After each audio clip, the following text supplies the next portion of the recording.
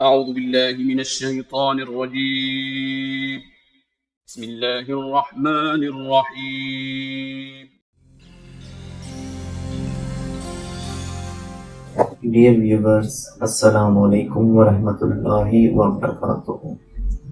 ترجمہ و تفسیر قرآن سیریز کی یہ پہلی ویڈیو ہے۔ اس ویڈیو میں انشاءاللہ ہم قرآن پاک کی موجودہ ترتیب میں پہلی سورت فاتحہ کی فضیلت کو ڈسکس کریں گے اور بسم اللہ الرحمن الرحیم کا ترجمہ اور تفسیر مختلف علماء کی رائے میں بیان کریں گے۔ مختلف علماء کرام نے جو سورت فاتحہ کی فضیلت بیان کی ہے، اس میں انہوں نے مکمل طور پر وضاحت کی ہے کہ یہ موجودہ ترتیب میں سورت فاتحہ کو پہلے نمبر پر رکھنے کی وجہ کیا۔ یہ وہ پہلی سورت ہے جو مکمل طور پر نازل ہوئی، اور سورت فاتحہ کا فاتحہ نام ہی کیوں رکھا گیا، اس کا زمانہ نزول کیا ہے۔ سورت فاتحہ ایک قسم کی دعا بھی ہے۔ سورت فاتحہ اور قرآن پاک کا تعلق کیا ہے، اسی ویڈیو میں ہم انشاءاللہ سورت فاتحہ کے مختلف ناموں کے بارے میں بتائیں گے۔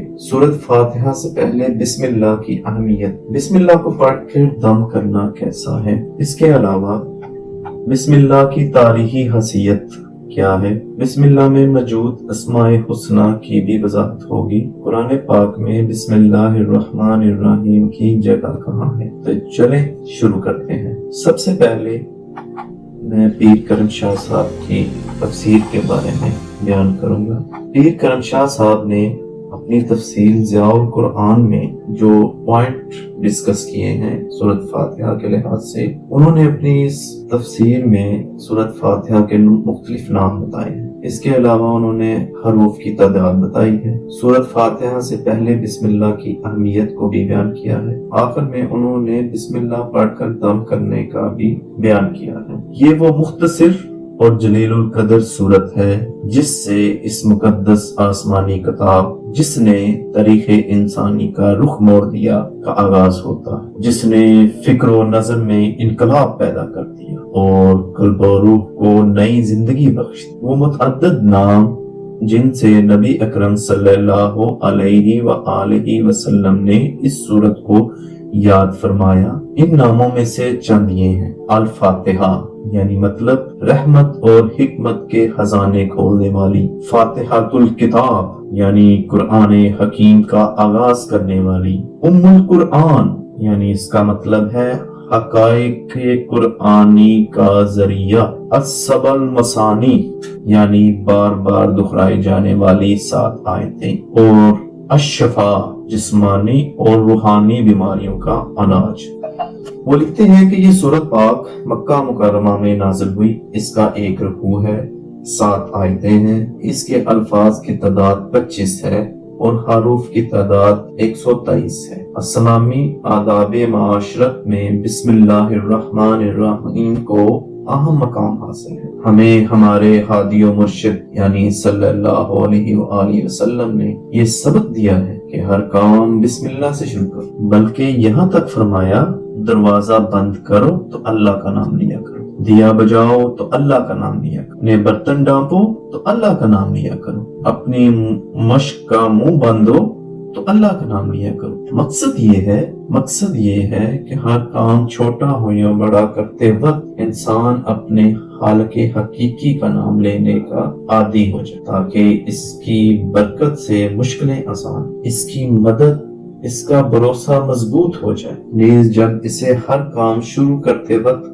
اللہ کا نام لینے کی عادت ہو جائے گی تو ہر ایسا کام کرنے سے رک جائے گا جس میں اس کے رب تعالیٰ کی ناراضگی ہو۔ امام قرطبی رحمت اللہ علیہ نے صحیح سند سے یہ حدیث نقل کی ہے کہ عثمان رضی اللہ تعالیٰ عنہ بن ابی العاص نے شکایت کی کہ یا رسول اللہ صلی اللہ علیہ وآلہ وسلم، جب سے مشرف باسلام ہوا ہوں جسم میں درد رہتا ہے، تو حضور اکرم صلی اللہ علیہ وآلہ وسلم نے فرمایا کہ جہاں درد ہو وہاں ہاتھ رکھ کر 3 مرتبہ بسم اللہ الرحمن الرحیم پڑھو اور 7 بار یہ جملہ کہو، اعوذ بعزت اللہ وقدرتہ من شر ما اجد و او حاضر، بسم اللہ الرحمن الرحیم میں موجود دو اسماء حسنہ الرحمن اور الرحیم کی تفسیر بیان کرتے ہوئے پیر محمد کرم شاہ صاحب لکھتے ہیں، اللہ معبود حقیقی کا علم ذاتی ہے، ذات باری کے علاوہ کسی کے لیے استعمال نہیں ہو۔ یہ دونوں مبالغے کے صیغے ہیں۔ وہ لکھتے ہیں کہ رحمت الہی سے مراد اس کا وہ انعام و اکرام ہے جس سے وہ اپنی مخلوق کو سرفراز فرماتا ہے۔ وجود زندگی، علم، حکمت، قوت، عزت اور نیک عمل کی توفیق سب اس کی رحمت کی وجہ سے۔ یہ اس کی بے پایا رحمت ہی تو ہے جس نے کسی حق کے بغیر انسان کے جسمانی اور روحانی پرورش کے سب سامان فراہم کر دیے۔ یہ اس کی بے حد و بے حساب رحمت ہی تو ہے کہ ہماری لگاتار ناشکریوں اور نافرمانیوں کے باوجود وہ اپنے لطف و کرم کا دروازہ بند نہیں کرتا۔ کبھی آپ نے غور فرمایا کہ قرآن اللہ کی جس صفت کا سب سے پہلے ذکر کرتا ہے وہ صرف قہاریت و جباریت نہیں، یعنی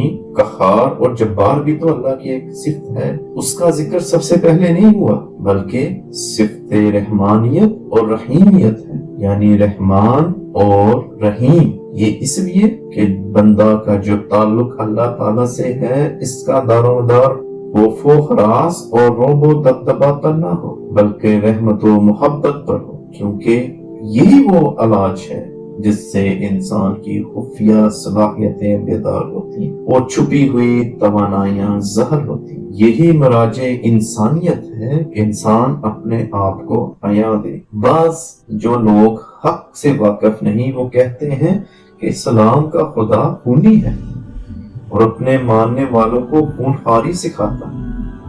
کاش وہ اسلام کی مقدس کتاب کے پہلے صفحے کی پہلی آیت ہی پڑھ لیتے تو انہیں پتہ چل جاتا کہ اسلام کا خدا خون خواری نہیں الرحمن ہے۔ اس کی رحمت کا وسیع دامن کائنات کے ذرہ ذرہ کو اپنی آغوش لطف و کرم میں لیے ہے۔ اسلام کا خدا سفاک نہیں بلکہ الرحیم ہے، اس کی رحمت کا بادل ہر وقت برستا ہی رہتا ہے۔ الرحمن کا مطلب صرف رحمت کرنے والا نہیں بلکہ بہت اور ہر وقت رحمت کرنے والا، لیکن الرحمن میں الرحیم سے زیادہ مبالغہ ہے، یعنی بہت ہی رحم فرمانے والا، اتنی رحمت فرمانے والا ہے جس سے زیادہ کا تصور ہی نہیں کیا جا سکتا۔ ایک مسئلہ بھی انہوں نے اس تفسیر میں ڈسکس کیا ہے، وہ یہ کہ بسم اللہ الرحمن الرحیم کلام الہی دو صورتوں میں الگ کرنے کے لیے اس کا نزول ہوا۔ یہ نہ سورۃ فاتحہ کی آیت ہے نہ کسی اور سورت کی، ہاں سورۃ النمل کی ایک آیت کا جزء ہے، اس لیے احناف و مالکیہ کے نزدیک سورۃ فاتحہ کی طرف نماز میں اسے بلند آواز سے پڑھنا منع ہے۔